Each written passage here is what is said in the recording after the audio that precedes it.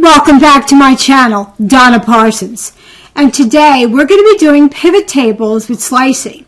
And what I've done is I've included the lesson so you can follow along. So in the description below, there's a link to my lesson that you're more than welcome to download and follow along with me.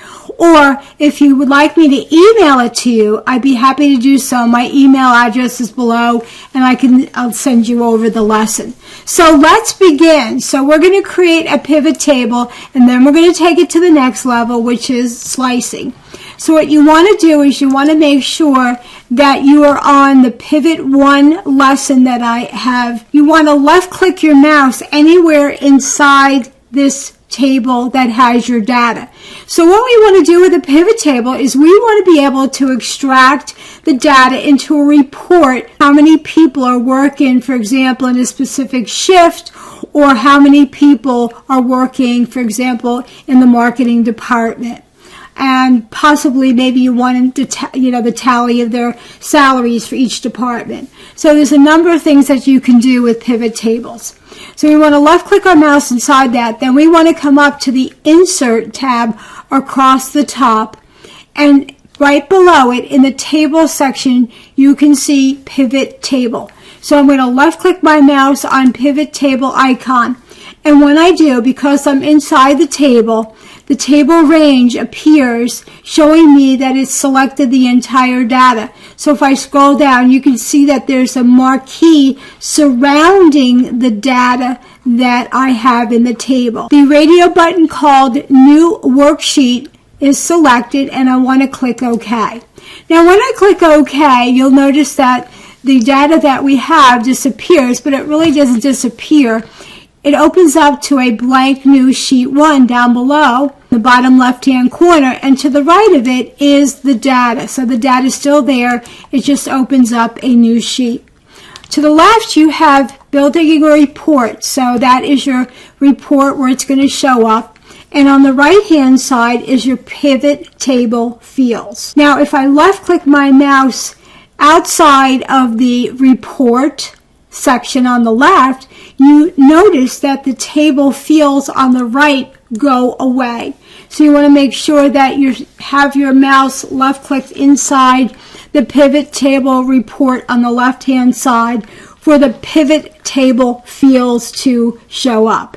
So I'm going to select, for example, department, shift, and last name. So these are the people that are in the department and the shifts. Now I've selected position, and you can see that it tells you the positions and also the salaries. So you can see the sums of salaries. I can add or I can delete. So for example, if I just wanted to know the department and the salaries, I can come down to the bottom left-hand corner here of this table field section, and I can drag and drop these columns anywhere I want to change what my report looks like. So the row section, underneath the row section, and I'm going to drag up the column and release, and now I'm going to drag it back down and I'm going to put it back where it was. So you can see just changing what it looks like in your report.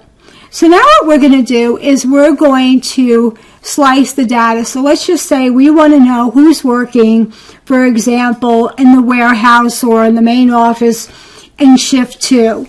So we're going to bring up our slicing. So across the top you have your pivot table analyze that I'm going to select. Okay, and you have to make sure that your pivot table selected on the left hand side, or else this pivot table analyze is not going to show up. And I want to come over to where it says insert slicer. So now I want to know by last name and department and shift who's working, for example, in that specific shift. So now I've selected those 3 slicers, and now I have last name, I have department, and I have shift. So if I selected shift number 1, it shows me who is working in shift number 1 in all the departments. So I want to know who's working in accounting in shift number 1.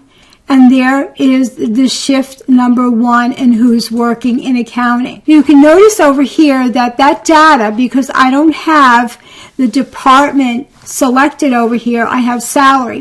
So if I want to change the data so it corresponds with this, I want to unselect salary, and then I want to select last name, and I want to select department, and I want to select shift.